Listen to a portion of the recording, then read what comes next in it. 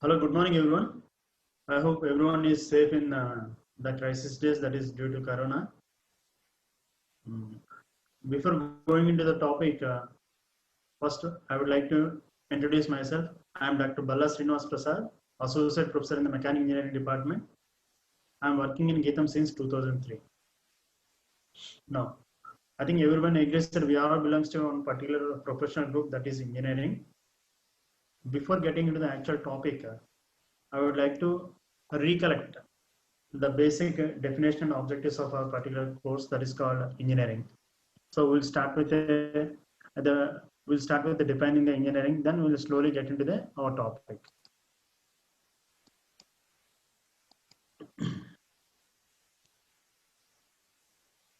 I hope please confirm everyone are you able to see my presentation?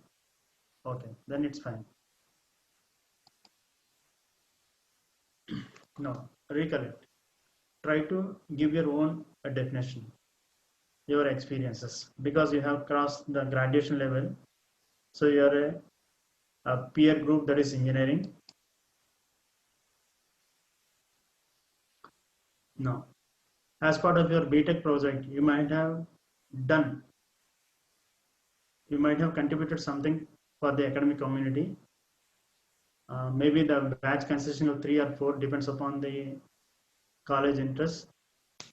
So you might have some idea that you have attempted to convert into reality, either by converting into a physical product or creating a 3D model or combination of both, or performing the machining operations, or without machining operations also, if we can obtain the shape of the object, that may be considered as a primary manufacturing approach, that is called casting. So whatever, you have some idea, you have attempted to convert it into a reality. So that is the basic definition of the engineering. Converting the ideas into reality is called the engineering. Now, can you imagine a society without the involvement of the engineering? Can anybody give the example? One particular field, one particular situation where you may not require the engineering? My answer is definitely no. So engineering is a concept which creates, which maintains, develops and applies the technology to fulfill the needs of the society.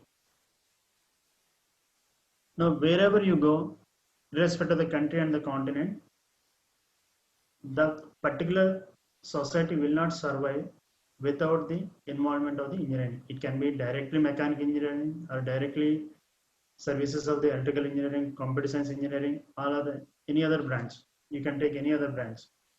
Most of the cases nowadays, all the requirements of the mankind will be fulfilled with the combination of all branches of the engineering, particularly computer science, mechanical engineering, electrical engineering, and civil engineering. Without the involvement of these particular streams, I don't think society will not survive. Society will not build. Society will not sustain. So engineering is always try to give the better comfort to the mankind at the cheapest possible price. That is the ultimate goal of any engineering program. So we are fortunate to be part of this particular program. We'll try to contribute to the society. Now, which is the best place to start with? Anyhow, you became an engineer and you have opted for the higher education in engineering. You have joined in MTech in machine design or manufacturing technology and automation. I don't know whether you have the choice in your brain or not, but you are very fortunate. I can say you are very fortunate to be part of this particular university. What do you want to become an engineer? You can become a technocrat, you can become a researcher, you can become an entrepreneur, you can become a media person, you can try to be part of a public sector unit or public service commission, faculty, etc. Whatever may be the field you can choose, the GITAM University is going to give the required infrastructure, inputs and information to get into your goal. So where your dreams get fulfilled as engineering aspirants. In the above one, I have listed few opportunities every engineer will get, but our branch is not limited to the listed opportunities. As we all agree that our branch is a evergreen branch, the requirement for the manufacturing or mechanical engineering is consistent irrespective of the industry. Demand is consistent, not the sine curve. That is why our branch is known as a evergreen branch. So is there any institute which is committed to excellence in imparting technical education? Obviously, the ultimate combination is like our Telugu people, the best food combination is Papu Avagaya. So like that, the GITAM University at the edge of the Bay of Bengal. You can't find a better location and the university to pursue your career in engineering with a higher education. GITAM is also known as a research-oriented university. Now, why I'm stressing on the research-oriented university means PG program is you're a 50% researcher, 50% academician. See, once you're engineer, you're eligible for to do any job if it is confined to the engineer. Once you're part of the higher education, once you opted for the higher education in the engineering stream, it means you're focusing towards the research and you're going to give emphasis on the improving the knowledge in a particular stream. So you are a 50% academician, 50% researcher. So now I'm as a coordinator of MTech program, particularly for manufacturing technology and automation. Once again, I congratulate each and everyone for being admitted into the GITAM for your PG program, that is machine design or MTech manufacturing technology or automation in GITAM University. No. As the title of this topic suggests, research methodology and intellectual property rights. We will try to define what is research and what is a methodology and what is an intellectual property and what are the rights associated with the intellectual property. Now, as I told you, every time I'll prefer to convey the meaning or the concept with an example. And this topic also I would like to introduce with an example. Now, straight away we'll go to the example. And before going to the example, my presentation consists of the following things. We'll try to start with the most contemporary example for the research. And based on that, we'll try to define what is a research problem. By understanding the research and the research problem, we will try to identify what is the objective and what could be the scope of any research problem. Now, just like that, we cannot start the research. It requires some motivation factor. What are the factors which can motivate us to take up the research for every person? It can be male or female. What are the factors which will drive you to go for the research? We'll try to discuss about that also. And the source of research problem also we will discuss. Now, here particularly the source of research problem is in two ways. One is engineering research problem, another one is non-engineering research problem. I mean, humanities related research problem and engineering related research problem. So there is a clear-cut difference is there. We will try to focus clearly on that particular issue. Then we will try to discuss about the criteria and the characteristics of a good research problem. Sometimes knowingly, unknowingly, we will commit some mistakes and we'll try to identify the errors in selecting the, we'll try to discuss about the errors in selecting the research problem also. After that, there are nearly 6 to 8 different types of research approaches are available. Each and every approach has a definite meaning and definite purpose. I would like to discuss each and every type of research with a specific example. Then intellectual property and its rights. These are the major contents which will be part of my today's session. I hope I will complete up to types of research. If time permits, I will introduce the intellectual property rights also. No. I am going to the, as my presentation says, the first topic is research problem. It is not only the research problem, it is a entire universe problem. So the COVID-19.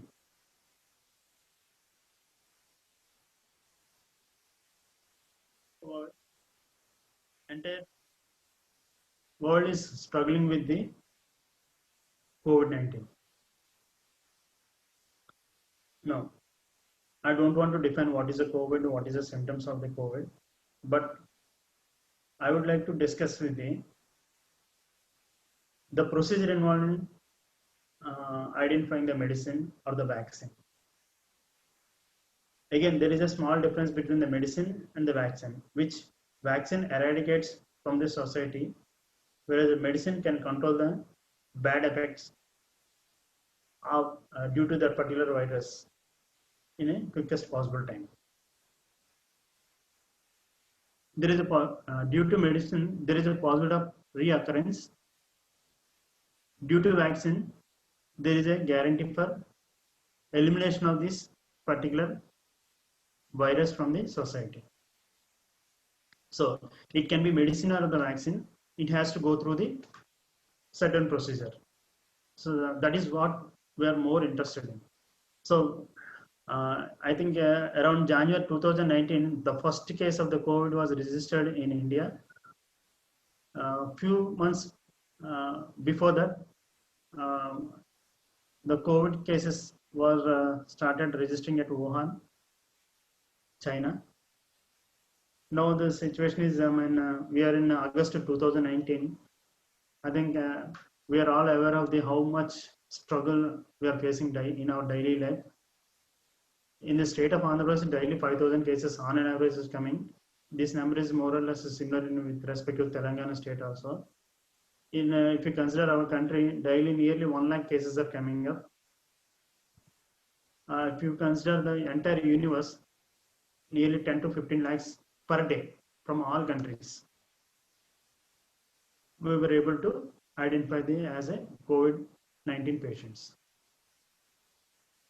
To identify the medicine, to give them medical solution, someone is suggesting paracetamol, someone is suggesting hydrochloroquine. The Donald Trump has suggested, maybe he identified hydrochloroquine is a solution for the COVID. That is why he procured in a huge quantity from India. And some of the medical practitioners, well-known doctors, they are trying to control the COVID-19 by using HIV drugs. Someone suggesting leprosy drugs. Someone is trying in the combination of cancer drugs and HIV drugs to treat the COVID patients. Someone is getting some sort of success, even though that is not valid according to the WHO. Someone made some attempt to control the bad effects of COVID-19 on a particular patient. So they are all under trials now. This particular research, identifying the research involved in identifying the vaccine for the COVID-19, it starts from academic research. The professors, associate professors, doctorates in the medical profession, they will start thinking about what are the symptoms for the COVID-19, what are the available medicine in the market. Is there any similarities of COVID-19 with the previous COVID or Ebola or SARS, swine flu, etc.? Or any other disease which is already existed in the society? Now, they will try to identify some medications. Now, based on that, they will go for different combinations. Existing medicines, they will try with the different proportions, different combination of HIV and cancer, combination of HIV and some other drugs, combination of paracetamol and with some other combination, or bleaching, you can say. That is a combination of paracetamol and bleaching is one of the most popular social media content. Now, whatever may the combination, they will try to strike a new combination, new composition, new ratios of the uh, medicinal elements. Then they will test this particular medicine which is derived from the existing medicine on a particular species which its DNA is very much close to humans. They will try on the particular animals. It can be monkeys or cats or rats, whatever. Their DNA is almost near to the humans. That is why they will try to conduct a test on those particular animals or species. That particular trials is known as a pre-clinical trials. Once these results gives us some sort of positive outcome, then the researchers, the academicians and the labs who are involved in identifying the best possible combination to counter the COVID-19, they will extend these trials to humans who are infected with COVID-19. First, they'll try with some groups, maybe 10 members at first trial. Then they will extend to 100, then they will extend to thousands. And the testing period for this particular test is minimum 3 months, 4 months, 6 months. Now, each and every Russia is claiming they are at the edge, and Oxford University claiming we are almost near. US is we are almost done. We are almost about to going for the final production. India is also Bharat Bio company is also saying that we are almost reached. And some pharmaceutical companies already introduced some COVID injections in India. So whatever they think, they have to follow a certain procedure, and each and every stage they have to spend certain amount of time. Then only it will get the approval from the WHO, World Health Organization. And this is the organization which approves. Then only it can be produced in a large scale. Once it gets the approval from the WHO, as a common man, without the scientific knowledge or with the scientific knowledge or with the technical knowledge or irrespective of all the factors, straight away I can buy a vaccine or the medicine. By closing my eyes, I must be in a position to use that particular medicine. That is the assurance must be given by the WHO. It is ready to approve any medicine if it is went through all the phases. So certain amount of time is required from the day 1 to final approval. It is minimum 18 months. Now just imagine how far we are. Still 1 year is there for identifying the medicine or the vaccine for the COVID. So this is the procedure involved, and based on this, our topic, again I'm going back to our title of the study, that is called research methodology.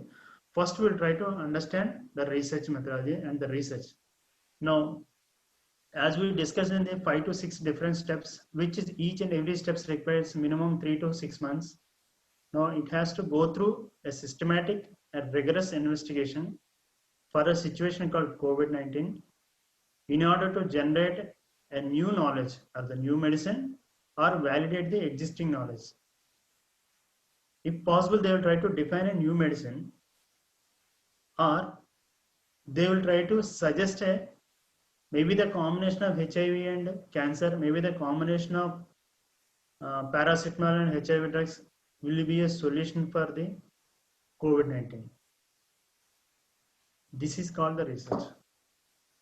It can be suggesting a new one, it can be a reassessing the existing one, but it should go through a systematic procedure. That is called the research. I think everyone understands this.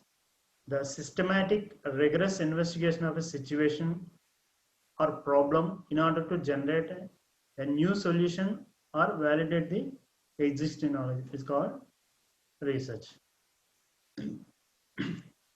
In shorter way, search for knowledge with an objective through a systematic method of finding solution to a problem is called the research.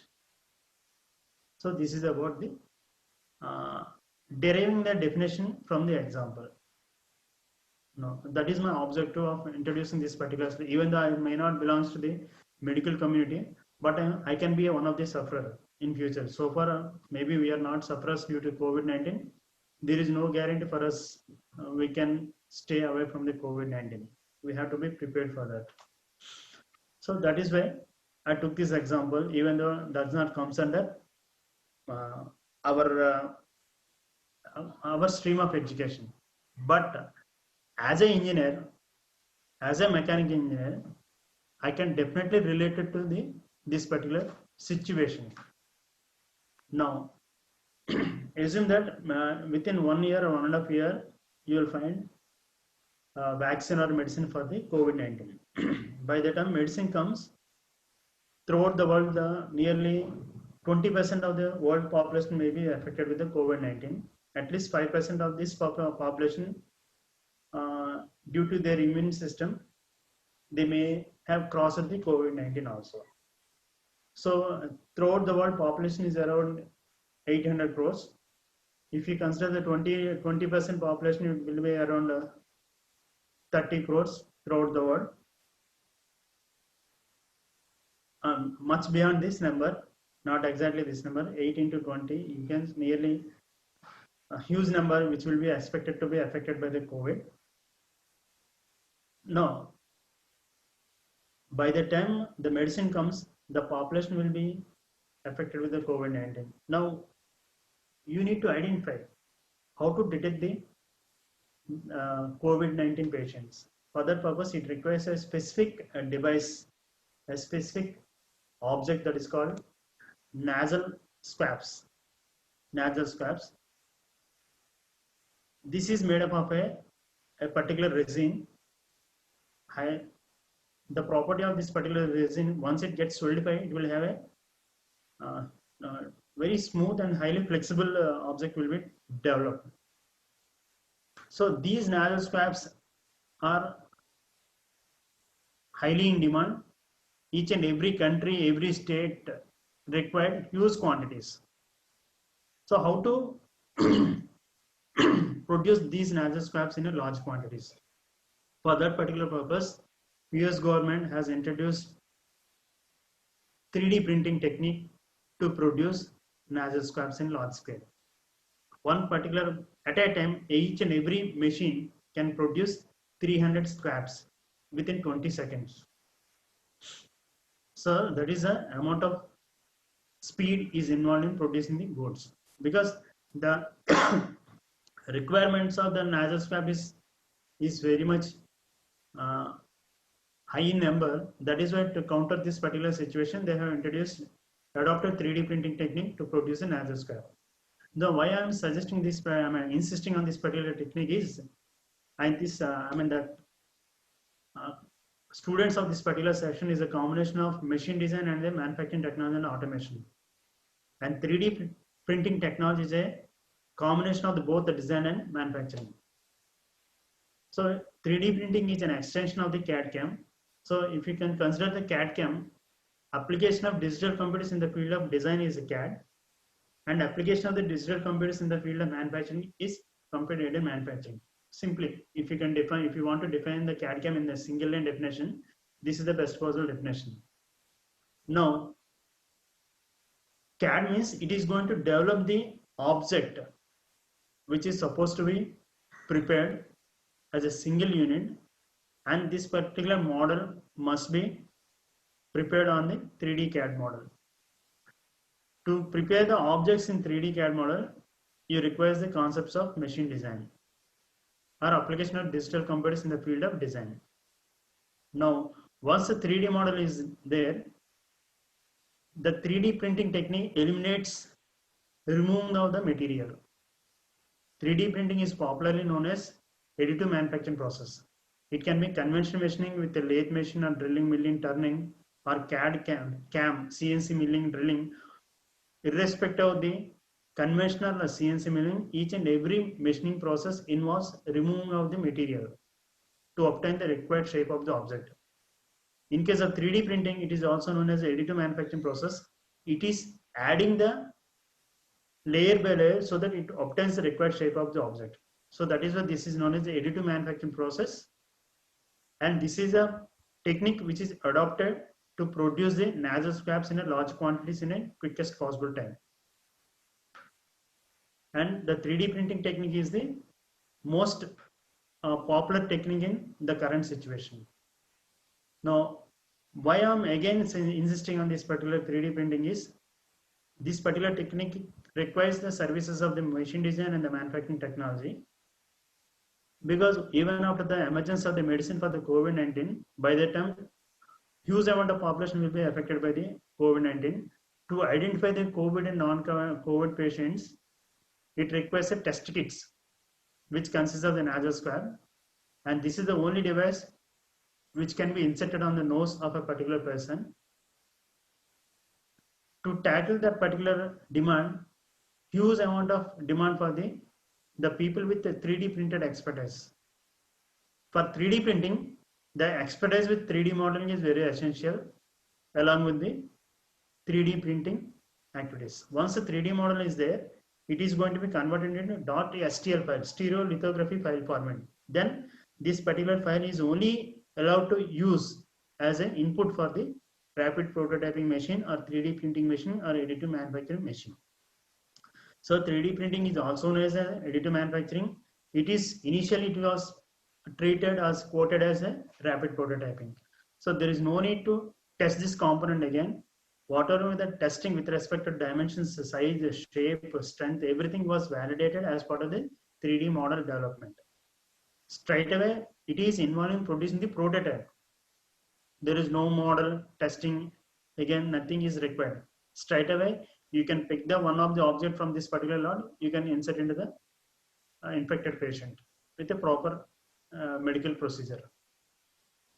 So in this purpose, in this regard, I would like to show the example of how exactly the nasal swabs was prepared using a 3D printing technique. Well, I'm stopping for a while. I'm going to pause this video. Now we'll try how it is going to be affected.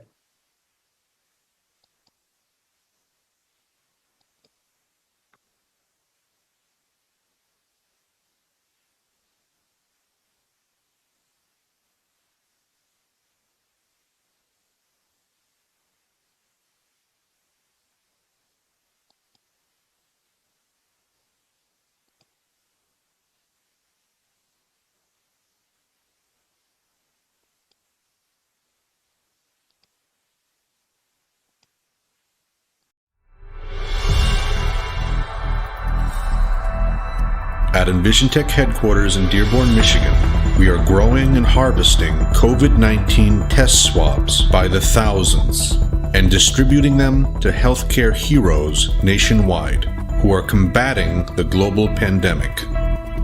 This effort is enabled by the versatility of the Envision One 3D printer. NP swabs that are 3D printed using eGuide soft resin offer sufficient flexibility while also being durable enough to ensure that they are safely inserted and removed from each patient. Swab production begins with the importing of digital swab designs into E1 RP software. The designs are arranged in the form of a build job before being sent to the Envision One to be 3D printed. The Envision One's CDLM technology and large build platform are perfectly suited for growing hundreds of swabs at a time.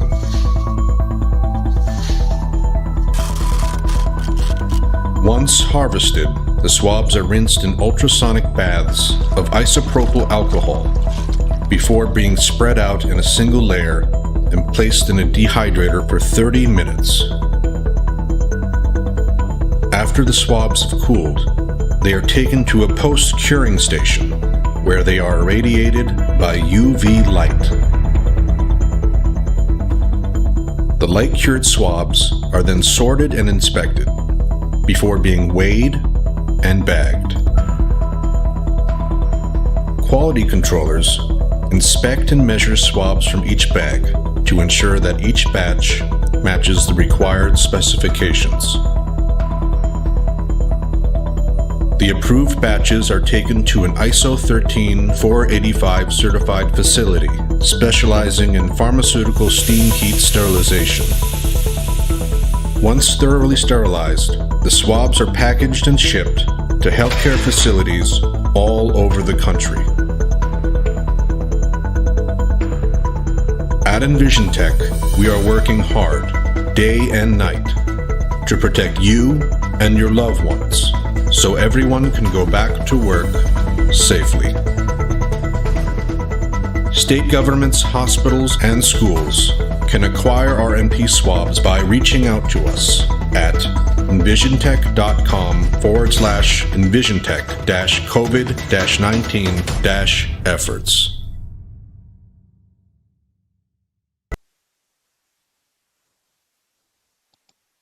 Now I will go back to my presentation. Now, so the main intention is the both machine design and manufacturing technology and automation people will be the hotcakes in the coming years. As long as the COVID stays in the market, unfortunately, you will be in the demand. So I don't want to wish the corona should stay in the market. I wish corona should clear the, will go off from the society. I wish to eradicate the COVID from the society. No. So we'll stay away from the corona for a while and we'll go slowly get into our topic. Now, so far we were able to define the research with an example called medicine for the COVID-19, and we were able to discuss about the contribution of the machine design and the manufacturing technology people in facing the COVID crisis situation. The responsibility of giving the medicine for the COVID is within the hands of the medical doctors, but identifying the patients will be done by the contributions from the mechanical engineers. People with the machine design and combination of the design and the manufacturing, they are going to print the test kits by using a 3D printing technique. So we were able to understand the need and meaning of the definition of the research. Now we will try to understand the theoretical meaning of the research. So far I have explained everything with an example. Now I will try to get into this slowly into the textbook. Now the research can be defined as a systematic analysis and review of materials and existing content and sources with a view to establish the facts and arriving at new conclusions. A systematic analysis and review of material sources with a view to establish facts and arriving at the new conclusions. Now, small correction. Here the sentence is to be read like this: a systematic analysis and review of materials and review of material sources with a view to establish facts and arriving at the new conclusions. So that is the objective of introducing this particular statement. In simple terms, research can be referred as a search for knowledge. And this particular research is a continuous effort. It has no end. Continuous search for knowledge for the betterment of the mankind.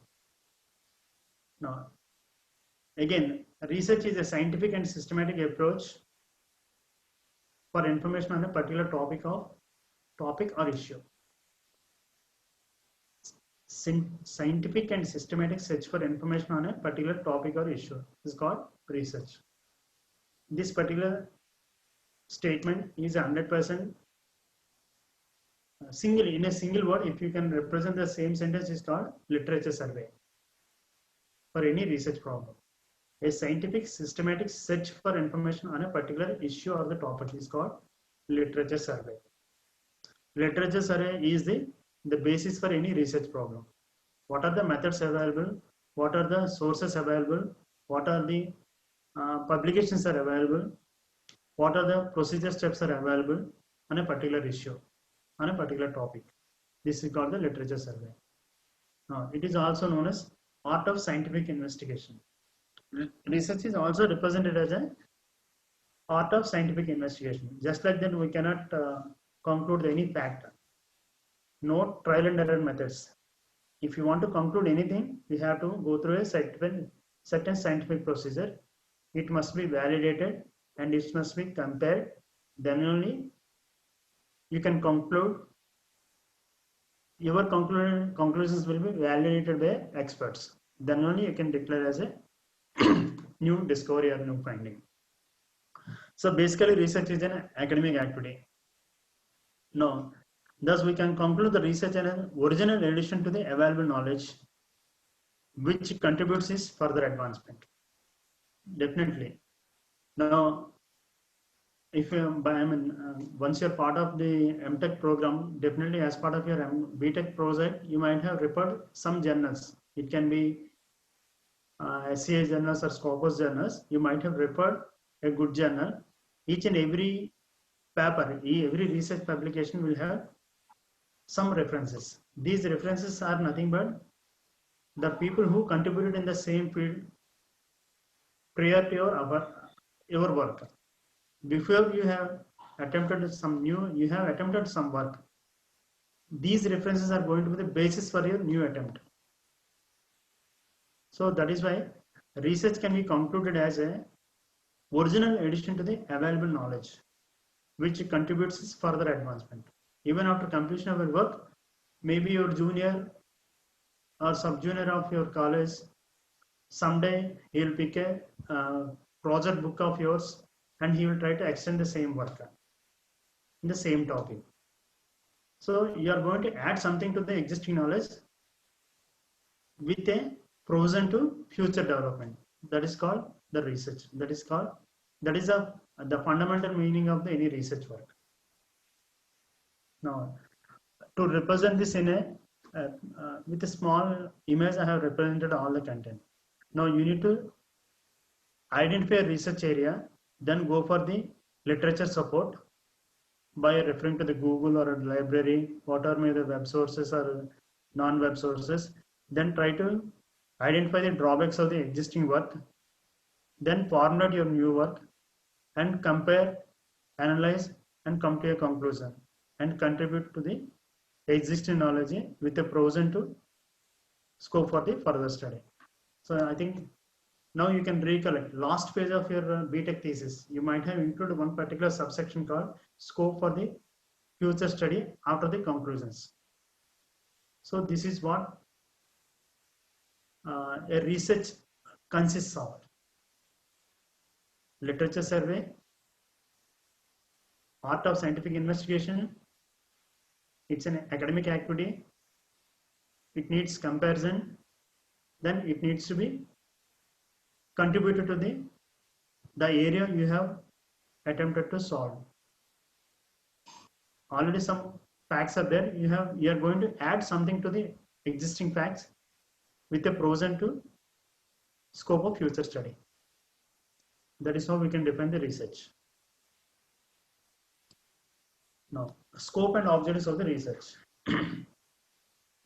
Now, I think some of my slides will consist of some images I have included intentionally so that you can understand the content in the slide. The scope and objectives of the research, any research problem.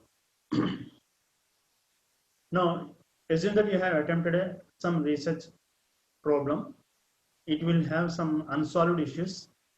You need to give answers or solution to the unsolved issues by applying the scientific procedures. That is the ultimate objective of any research approach. Every research needs answers, but this particular answers must be out of a scientific procedure. That is the ultimate objective of the research. And one more thing is, it can be a good result or the bad result. Every research must reveal the hidden facts behind the good or bad outcome that has not been discovered. So that is another objective of any research approach. No. Each and every research group or research problem will have a specific objectives. but the objectives are broadly classified into 2 or 3 groups. The first objective is to gain familiarity with the new insights. Generally, they will be involved in developing new concepts. The new invention, for example, WW, World Wide Web, that is out of the box idea. Wireless technology, that is another out of the box idea. Now, sometimes, so again, I am going back to the COVID.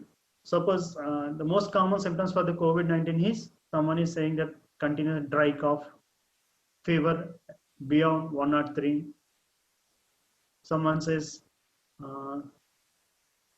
sore throat, body pains.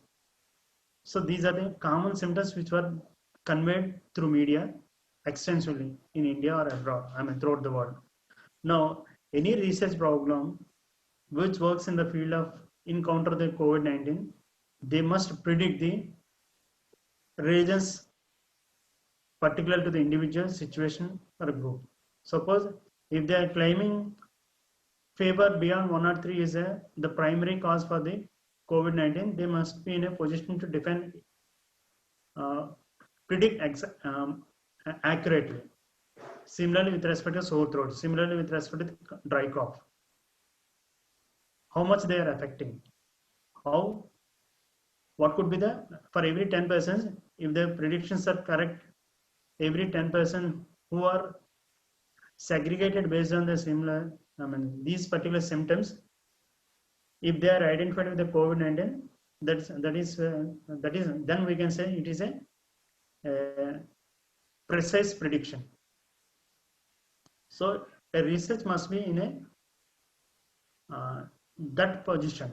So your calculations, your mathematical conclusions must be in a position to predict the outcomes clearly, precisely, with respect to individual or situation of the group.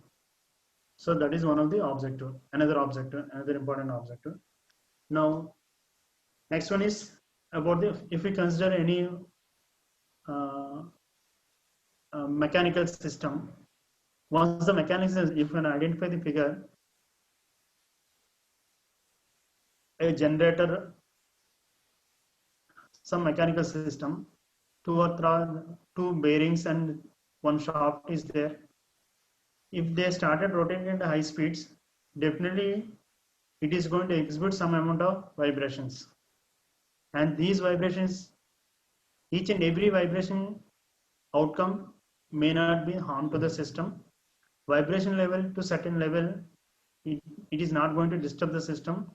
As long as vibration level, vibration parameter, it can be velocity, acceleration, or displacement. As long as they are in certain limits, it is not going to harm the system. But one particular stage, the amplitude levels may vary. You need to identify the amount of vibration and how frequently it is appearing the same amount of amplitude. Suppose if you take the displacement value of 100 microns or 120 microns, if it is coming at this particular junction or at this particular junction, once it is identified, then we'll try to identify exactly at what time it is repeating. Maybe with respect to time, maybe with respect to rotation speed, maybe with respect to some other factor. So you need to identify the frequency of the undesired situation.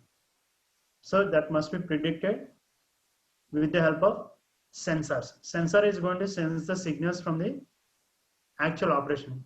It can be in the form of sound signal, the vibration signal, or vision signal, whatever may be the signal. These signals must be processed in this format so that you can come to a conclusion about the frequency and the amplitude levels. Amplitude is going to give you the intensity of the problem, and the frequency is going to give you the occurrence of the same problem with certain amount of repeatedness. So once these two are identified, we will try to counter that by changing the input parameters and giving extra protection at the base. Whatever may be the possible solution, we will try to protect the equipment. So that is one of the objective. And to give this a particular example of the frequency and the vibration, I have used this thing. This is a sensor. It is going to collect the data of the situation through data acquisition system, and this particular data acquisition system will transfer the signals into transformations, fast Fourier transformation, wavelet transformation, etc. There are 20 different types of transformations are available. The most popular transformation is FFT transformation. This is about signal collecting through data acquisition system, and this is called signal analysis. These two are required to identify the prediction and the frequency. Now, and hypothesis. So if you consider any machining example, any machining process will be driven by the three most common parameters: is rotational speed of the spindle, feed, and depth of cut. But in a practical situation, if you want to know the forces, temperatures, vibrations, there is no mechanism available in the conventional machine to identify the output process variables. You have to incorporate some means of censoring systems to identify the output process variables, how the output process variables are varying with respect to the machining conditions. So as far as the theoretical concept is concerned, if you want to define a force, generally F is equal to ma. If you consider m as a constant, only variable is a. But this situation is ideal situation. But in a practical situation, along with a, sometimes more than 10 variables will be part of the data acquisition. So these variables must be included in the identifying the relationships based on the empirical modeling. Then only you can identify the relationship between the input parameters and the output data you have collected. So this particular relationship is required to validate the results. That is called test a hypothesis. So these are the, one is with respect to the prediction, one is with respect to identify the frequency, one is with respect to the adopting a scientific procedure. Another one is to, once a huge amount of data is generated, then try to identify the relation between the collected data. For that purpose, you need to connect a hypothesis. So these are the objectives of any good research program. It can be related to engineering, it can be related to non-engineering. More or less, objectives are the same, and it is going to give you the scope of the entire research problem types. Next, we need to discuss the motivation in taking up the research. What makes the people to undertake the research? That is my question. Now, once you're part of the, as I told you in the beginning, once you're part of the MTech program, you're a 50% researcher and a 50% academicians. You're equally adaptable for both the streams. You can excel in the research, you can excel in the academics also. This particular course structure, irrespective of the universities, the PG programs are designed such a way you're equally competent in both the fields. Now, once you are involved in research, the main objective is to, everyone common objective is to get the research degree. That is a common motivation for everyone who opted for the higher degree. They want to get a research degree with high grades. Now, from the beginning, maybe after crossing the 10th standard, most of the people will have the attitude towards the solving the unsolving issues. From the childhood, we automatically will develop this. Some few people will develop this particular attitude. They always try to focus the giving solution for the unsolved issues. If you have that attitude, definitely there is a possibility of excel in this particular field. That is one of the hidden factor which will motivate a person towards the research. Now, desire to get intellectual joy of doing some publications, some creative works. Now, as GITAM University insists that every MTech student must publish one Scopus journal out of their project work. It is mandatory for everyone, and we are following this since 7 years. And most of my publications if you can go through my Google Scholar citations, most of my publications are in the combination of my MTech students and BTech students also, along with the PhD students. Now, once you attempt something, if it gets approved by the renowned journals like International Journal of Advanced Manufacturing Technology, Elsevier journals, Scopus Index journals, SCMS Science Citation Index journals, if any journal with impact factor, even 0.1 is a very good journal. If any of your paper is accepted by that particular journal, then you will understand the joy in publishing the paper. So once you started enjoying this, you will understand the joy, intellectual joy. There is once one paper gets accepted by the good journal, there is no stoppage for the research. You will start involving that voluntarily. You will try to publish that. So if you have to desire to enjoy that particular joy, start thinking about a research, writing a research paper from now onwards. I'm here to help you. I have published nearly 40 plus publications. I know how to convert a work into a publication. I'm going to assist you in that now. So once you publish only, then you will understand what is the meaning of intellectual joy. Now next one is, as people are involved in producing the nasal swabs, that is main reason behind that is desire to be part of, to give service to the society. Some people are donating a lot of money, some people are contributing some other way. So as a academicians, you may not support to the society in financial way. You can contribute to the society by giving, by generating new designs, by developing new procedures in a scientific way. If you can publish a good paper with a scientific solution for the present situation, it is nothing but the service to the society. If you have that sort of desire, definitely you can excel in the research. Now, once you achieve all the four, you will get the respectability in the academic community. So, if you want to get respectable in the academic community, try to contribute to any of the listed above 4 factors. Now, try to unsolve issue, try to enjoy the intellectual joy, try to contribute to the society through academics, through research, through publications, through contributions, through new designs, through new methodologies. Any scientific suggestion or refinement of the existing results is also considered as research. So these are the factors which will motivate any person towards the research. Ultimately, you will get the respectability and the research degree. These two are the best combination to get an academic recognition. Now, this is the main thing, but the hidden thing is, if you want to become a good researcher, you need not be a highly intelligent. If you are really intelligent, if you have overconfidence, you may not contribute to the society. If you are very low in confidence, if you are always thinking it is not possible, definitely you never attempt anything. But if you have consistent efforts, you can excel, you can reach the highest possible stage in the putting your mental effort. The consistent effort is required to reach the, utilize your mental efforts at the peak level. Due to overconfidence, they may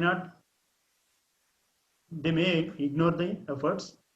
Due to lack of confidence, they may not attempt.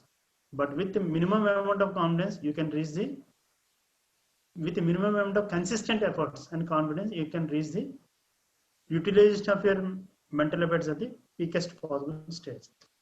So this is what the consistent effort is, nothing but the motivation towards the research.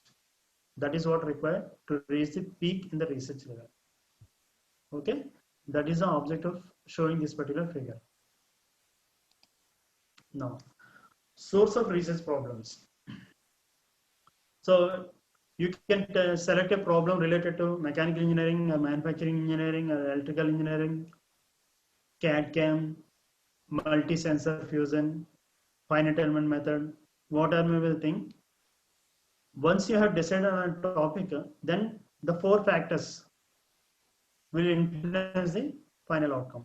It requires that people, generally most of the humanities, non-engineering research is a combination of people, problem, program and the phenomena. This, the population is not confined to one particular office or organization. It is a combination of all countries. That is why I have included this. All different streams, all different sectors in the society, and all types of problems. It can be technical, non-technical, behavioral, psychological, and that is maybe the problems are due to the program they are involved in, and these problems are going to invent a new concept, a new disease, a new threat to the society. So how to solve this particular problem? These are the aspects of the research problem. This particular phenomena is going to give you the targets of the research problem, and main components of, you can say, main aspects of research problem is nothing but main components of any research problem. Now this is about the humanities related problem. Non-engineering problem is comprising of the all these 4 factors, components. Now in the next slide I am going to show you the engineering related research problem. You can identify, you can relate this also.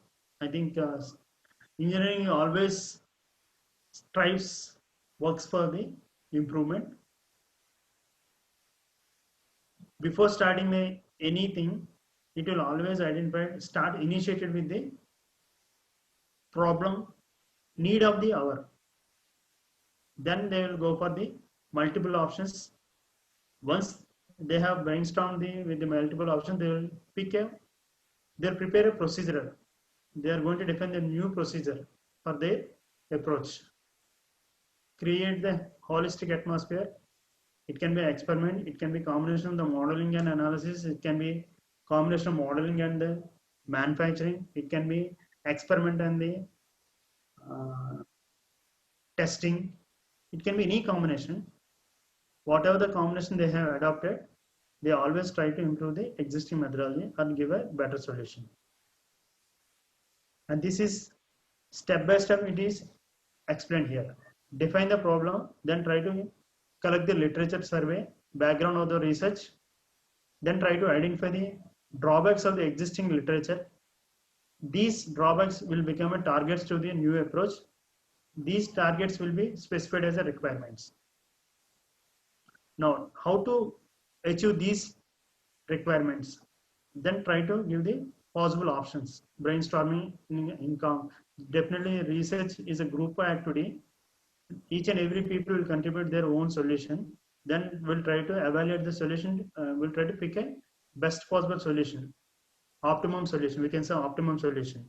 It can be maximum and minimum. We'll try to pick the optimum solution. Then develop a prototype. Test the solution. If these are matching with the requirements, go for the communication of the results in the publication format. Go for the research publication. This is how every engineering problem, every engineering research problem have to go through the different steps. It need not be a mechanical engineer. Every engineering problem have to go through all the following steps. You cannot define a new methodology without cross-checking with the existing methodologies. Once you are able to collect the background of the present problem, then only you will identify what could be the possible requirements, targets of the new problem. Then only you can plan the things. So that is how every research problem is going to be undergo these particular steps. Next. Now, previous slide I have shown the outlook of any engineering research problem. Before that, I have shown the in general research problem, in general aspects of the research problem, particularly non-engineering application. After that, just before this particular slide, research problem related to engineering stream, and this particular slide shows research problem related to mechanical engineering field. Now, intentionally I have included nearly 5 different examples. Now, every one of us can relate this. Maybe you might have involved in at least one of this particular activity. The first one is automobile, high-speed vehicles, high-speed two-stroke vehicles or four-stroke vehicles. Generally, most of the days, if you consider the KTM or Duke vehicles, they are very less in weight. Even the Pulsar is, total weight of the Pulsar is also reduced nowadays. Only with an objective to maximize the fuel consumption. So this is about, maybe as a design engineer, you will be involved in modeling the components, various components, and as a thermal expert with a thermal background, thermal engineering background, maybe CFD background, you may be involved in simulating the fluid distribution part. The fluid force, how it is acting on the mechanical system. So both application of the computers in the design is there, application of the computers in simulation is there, application of the design in preparation of the 3D model is also there. This is about design and the modeling. Now, if we consider, this is an example for the CAD CAM. 3D model of the object to be prepared from the given stock, and we will try to simulate the machining process on the virtual screen for the testing purpose. Without testing, if you go for the machining straight away, there is a possibility of damage in the cutting tool and the machine. So that is why we will try to simulate the material removal process by using the required part programming codes. Nowadays, the softwares are available for the modeling and the manufacturing, like the CATIA is available, Mastercam is available. Application of the computers in design and the machining. This is about using this part program code. Now, it can be conventional machining or the computer aided machining. Both involves removal of the material from the workpiece, the given workpiece. It is a subtractive machining process, CAM or conventional. Now this is called the 3D printing. Again, this is called the human mandible, jaw. This is called jaw, lower part of our tooth set. That is called the mandible. This is prepared by using a 3D printing. The 3D model of this particular jaw is developed on the virtual CAD systems. This particular model will be transported to the 3D printing machine after converting into the STL file. Then once the file is transferred to the 3D printing machine, it prepares the jaw by adding layers to that. By adding one layer on the other, one layer on the other. That is how they are going to develop the 3-dimensional object in 3 dimensions. It is adding layers to the layers. That is how additive manufacturing process. Whereas this one CAD CAM, it is removing the material from the stock. Subtracting additive manufacturing process. This is also known as 3D printing. Now, if you can identify vision inspection systems, now randomly one item is discarded from the flow line. The reason is maybe due to its circularity, maybe due to its weight, maybe due to its some defect, which is not accepted by the customers. So that is where you need a lot of programming scope is there. MATLAB programming, capturing the images, converting the images into digitized form, then edge detection, pattern recognition, feature recognition, everything must be implemented through programming to the images captured from the vision inspection system. So my intention of showing this particular slide and various examples, there is a lot of scope for the research in the various substreams of the mechanical engineering, like fluid injection system, CAD, CAM, 3D printing, now the vision inspection system like vision sensors. Now at the bottom, if you can identify the robotics. Again, most of the cases robots are used for the pick and placing objects, and the most of the situations where humans are not allowed to go, where humans are not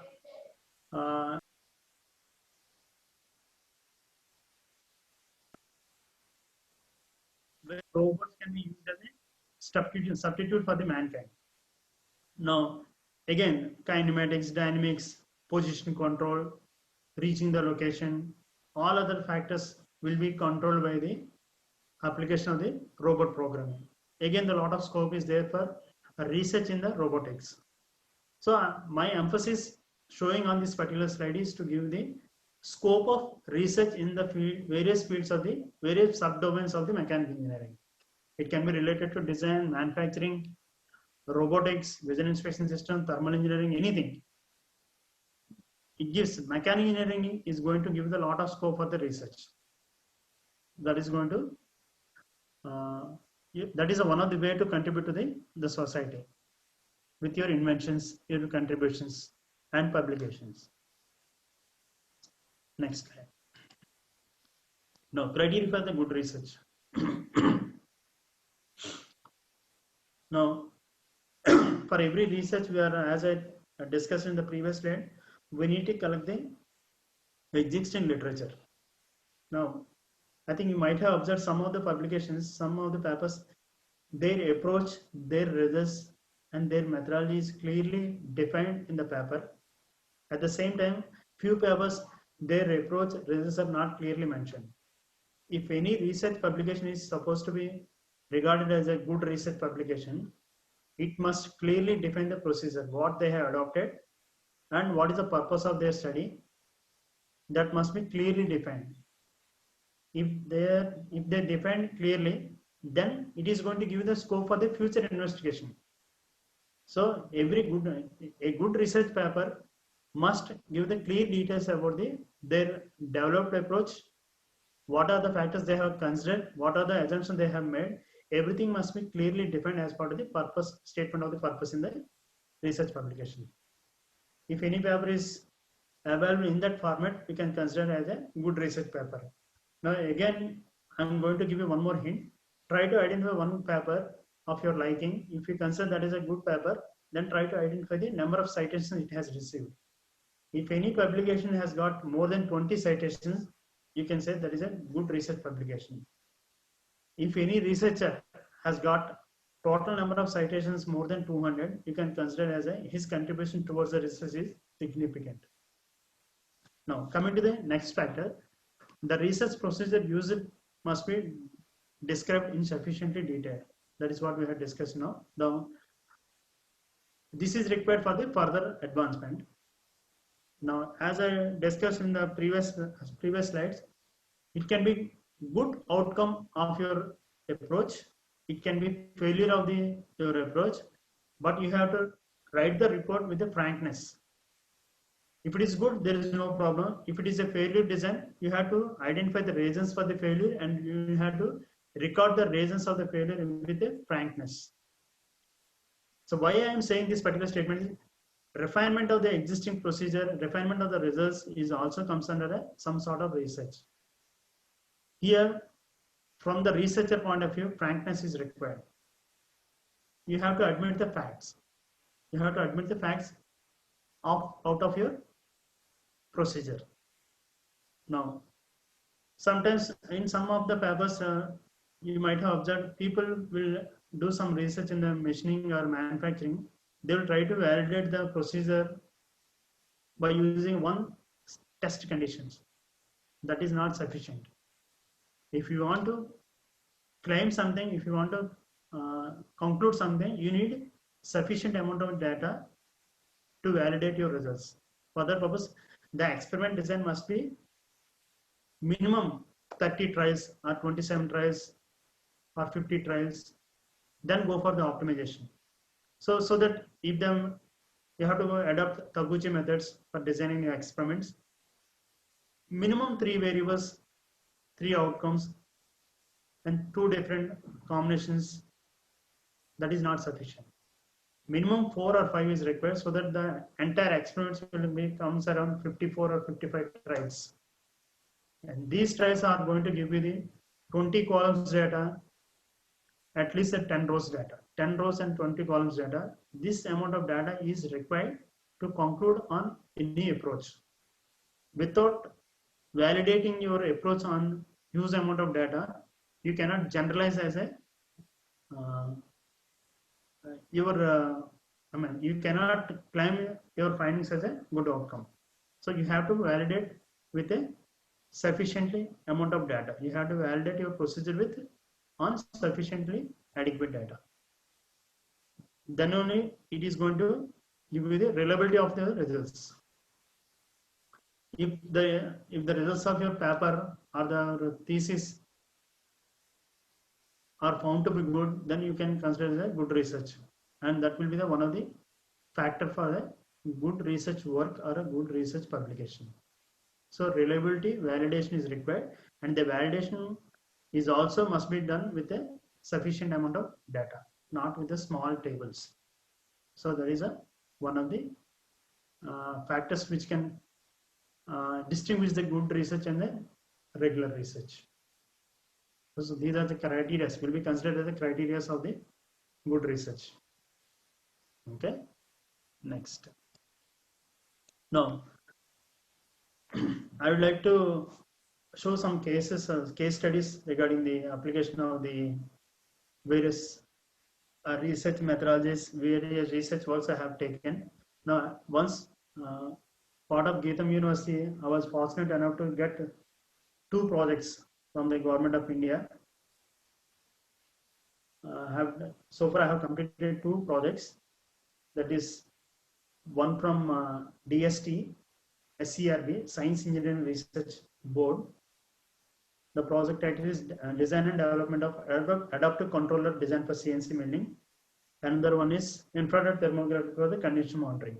These are the 2 projects which are taken up by which are sanctioned by Government of India, Department of Science and Technology, sanctioned to me in 2015 and 17.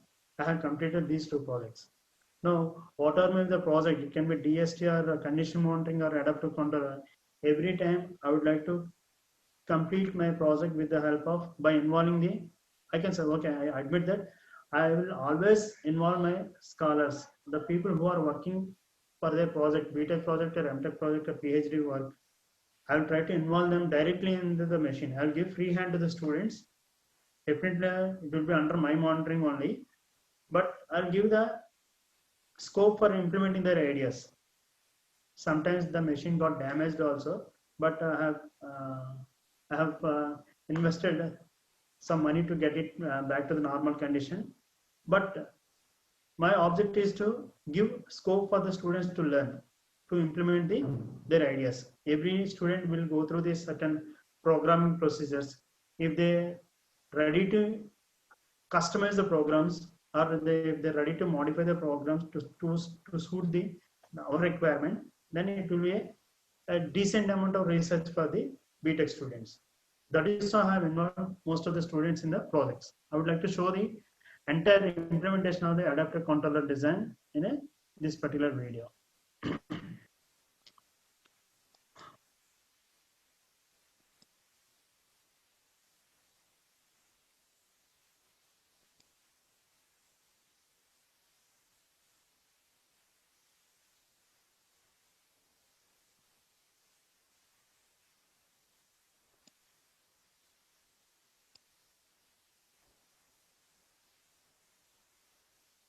Good morning, sir. I am Dr. presently working as Associate Professor in the Department of Mechanical Engineering, GITAM University, and I am the Principal Investigator for this particular project titled Development and Implementation of Online Adaptive Controller Design for CNC Milling. This particular project is funded by Department of Science and Technology, SERB. It is sanctioned in 2004, and as part of this particular project, I have purchased a CNC milling machine which can work up to 80,000 RPM, and it has a rating up to 300 Hz.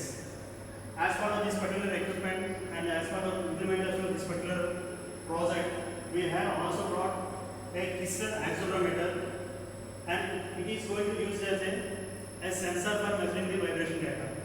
And to process this particular vibration data, we have developed a GUI. As part of this particular project, we have also purchased some workpiece materials and different cutting tool materials. To carry out this particular project, 3 students are working under my guidance, 1 PG student and 2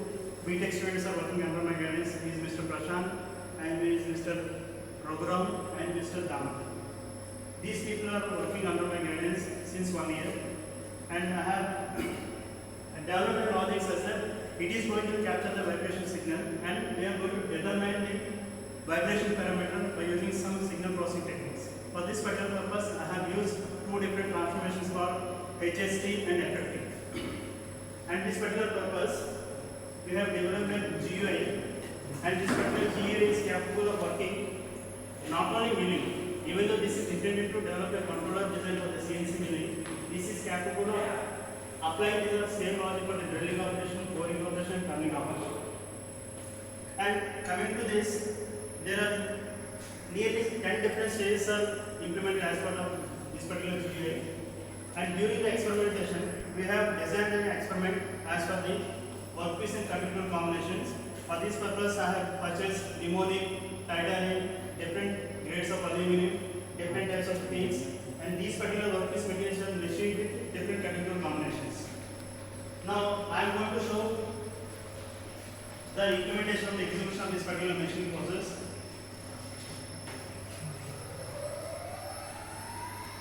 As I told you, this particular machine is capable of working up to 80,000 RPM, and we have developed a logic which is going to act according to the situation. According to the situation, it is going to act according to the amount of vibration signal present during the machine. If the vibration levels are more, it is going to take solution one. If the vibrations are less, it is going to take another solution. So sometimes this particular logic is going to act according to the area present in the machine. So depends upon the area presence, we have developed a workpiece design also. According to the workpiece geometry, this particular logic is going to change its input instructions without switching out the machine. That is how the adaptive control will be implemented. Now you can observe the machining operation.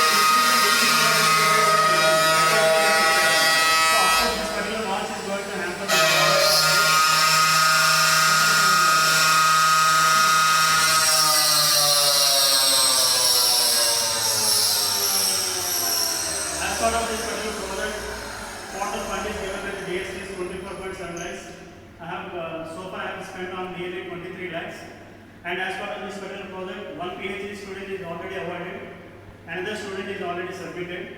Currently, these three fellows are working under my guidance. One is for the MTech student and another two are working for the BTech project. Thank you for the DSC for giving an opportunity to carry out my research interests. Thank you, sir. Thank you, madam. Now, the next slide is, the same slide, if you can identify, this is called condition monitoring using infrared thermography. I have intentionally included these two projects because if you consider adaptive controller design for CNC milling, as part of this particular video, I have shown one particular sensor that is called made up of Kistler, one of the best brand for the identifying the vibrations. Only one single sensor is used, and as part of this particular work, condition monitoring using infrared thermography, you can identify, this is called infrared thermal camera and this is called laser Doppler vibrometer.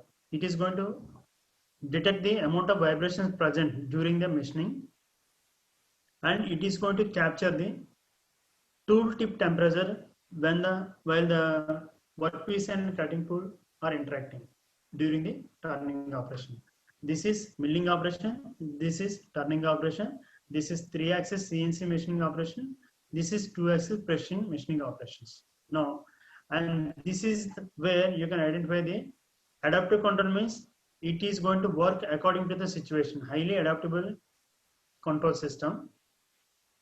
Whenever the situation identifies some variability, The adaptive controller logic must be in a position to make necessary modifications without switching off the machine. When the machine is in running condition, it should change its input parameters. Suppose if the sensor identifies the vibration levels are exceeding the limit, there is immediate solution that you need to reduce the load on the spindle. That can be done reducing the feed or depth of cut.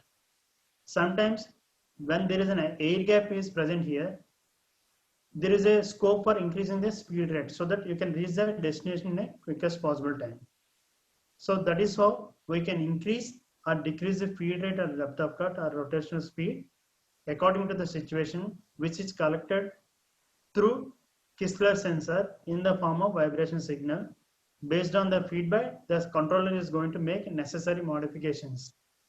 When the machining is in running condition, it will change the input parameters. These input parameters will be updated to the part program. So that is how the logic was developed. It is highly successful and it is in working condition also in the GITAM University lab. That is how we have implemented. This is one of the case study for the research problem, particularly in the field of machining, in which I was personally involved. That is why I have included one of the case studies. My object of sharing the personal experience. I was able to achieve this particular logic and complete the project with the help of students. Now, next. This is called multi-sensor fusion technique. Combination of image sensor and the vibration sensor. Here the vibration sensor is the touch mode. Here the vibration sensor is a non-contact vibration transducer, laser Doppler vibrometer. It is going to focus the laser on the vibrating object so that it will collect the vibration information. And it is going to capture the tooltip temperatures. So this is about the image information and this is about the vibration signal analysis. A decision will be made by comparing the information from the image with respect to temperature, by collecting the information from the vibration signal, converting into the velocity, displacement, and acceleration. These two values are merged, fused together to take a final decision. That is how I have implemented to make a real-time process monitoring technique. These two projects are handled by me, and these two projects are converted as a PhDs also. Next, going to the next slide. Now, errors in selecting a research program. Now, when I was a research student, when I started my research program in 2006, I used to go to Andhra University Library in initial day. After 6 months, GITAM has given us a high bandwidth internet. Then I stopped going to the Andhra University Library because huge amount of data, high-speed net is available in the GITAM. So we have subscriptions for the Scopus and elsewhere also in those days. I was able to collect my literature, sufficient amount of literature through Google search through GITAM domain. If you want to download a paper outside the GITAM campus, you need to pay $30 for each download. The same thing can be done with free of cost by staying in GITAM. So that is a pros and available in the GITAM. So why I am taking this? Now, if you want to download any research paper, basically we will try to get into the Google search. Suppose if I type a keyword called CAD CAM. If I type the CAD CAM in the Google search, type enter, you will find nearly 20 different pages which has the information consisting of the CAD CAM. Now, for the keyword selected by you, if it is going to give you the huge amount of information for the keyword selected by you, then better to not attempt that particular work. It means huge amount of contributions is already made in that particular area. Whatever the idea you are going to implement, that must be undertaken by some other person already. Because even for the initial search, you will find 20 different Google pages for the same keyword, there is most of the cases there will not be anything to be discovered by you. So you need to spend a lot of time to identify the similarities, drawbacks in the existing system. But whatever the drawback you identify in one paper, the solution will be identified in the next page, or the next publication, or the next link. So that is why for everything there is a ready solution available. If the Google indicates with the 20 different pages content on the same keyword, better not to start that particular area as your area of research. See, selecting the problem is a 50% task. So once you are coming to a conclusion about a research problem, it means you have achieved 50% of your goal. For that purpose, I am trying to minimize the solution. Try to avoid selecting the problem which will give you the maximum amount of information in the Google.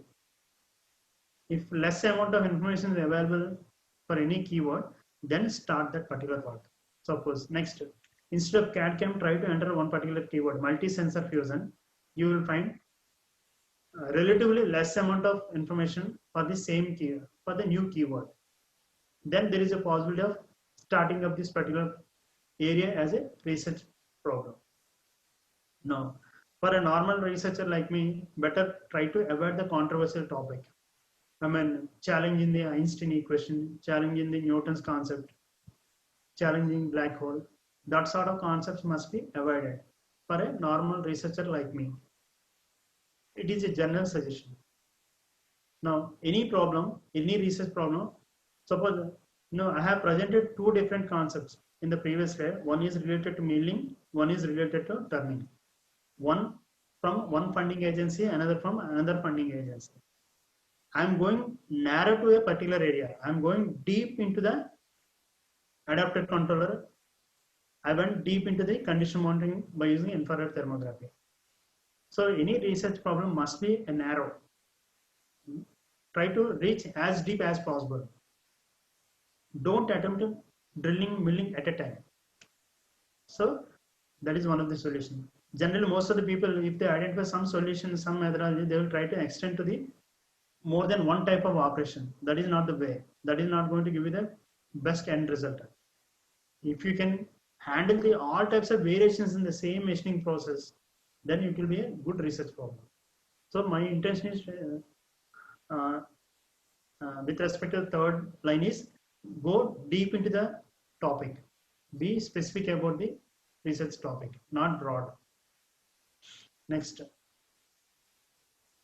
every attempt must be started with a positive intent.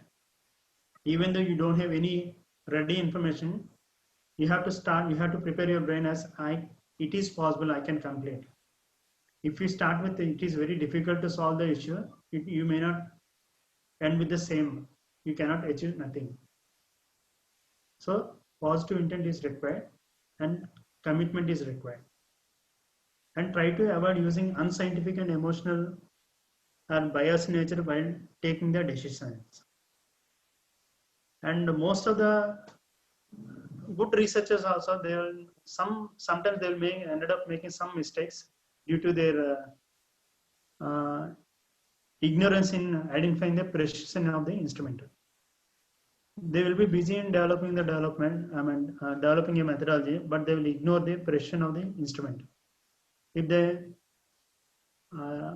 less precision equipment or devices are used for the measurements, definitely they will collect the data with a lot of errors. Even the methodology and mathematical approach and equations are good, if they are validated with the error-filled data, definitely they are going to give the bad solutions only. So it is, along with the importance of the methodology, it is very much important to confirm yourself about the precision of each and every instrument which is going to be used as a measuring instruments as part of your study. It can be an instrument, it can be screw gauge or dial gauge or whatever may be the equipment. You have to be very informative about its precision. instrument must be error free, because it is very difficult to repeat the same experiment. So most of some researchers, they were ended up in identifying the drawbacks in the instrument after completing the experiments. If that is the situation, the duration of the research course will be extended to double the duration, sometimes 1.5 times. So it is equally important along with the methodology to make sure about the precision of the instrument. So if you can make this sort of necessary actions, your research problem will be error free. So that is my intention of giving this example. So with this, I will try to stop here. In the next session, I'll start with types of research. So thank you, everyone.